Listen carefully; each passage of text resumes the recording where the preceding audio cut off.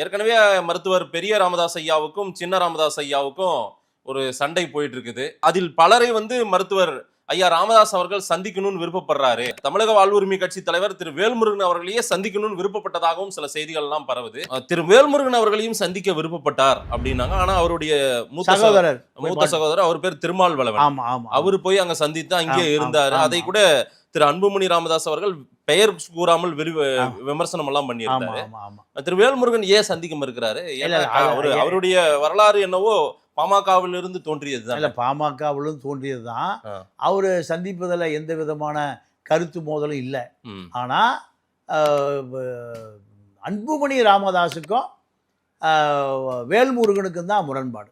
ஏன்னா அன்புமணி அரசியலுக்கு வருவதற்கு முன்பிருந்தே பாமக அரசியல் யார் இருக்கா? வேல்முருகன். அப்போ வேல்முருகனுடைய அரசியல் போராட்டம் என்பது எங்கிருந்து வருதுன்னு கேட்டீங்கன்னா சின்ன வயசுலேருந்தே வருது, முந்திரி காட்டு அரசியலிருந்தே வருது. அப்போ அவர் தமிழ் தேசிய அரசியல், ஈழ அரசியல், இப்படி பல அரசியலை உள்வாங்கி நீங்கள் சின்ன வயசுலேயே பாமகவினுடைய ஒரு போராட்ட தளபதியாக எம்எல்ஏவா ராமதாஸால் வளர்க்கப்பட்டவர்.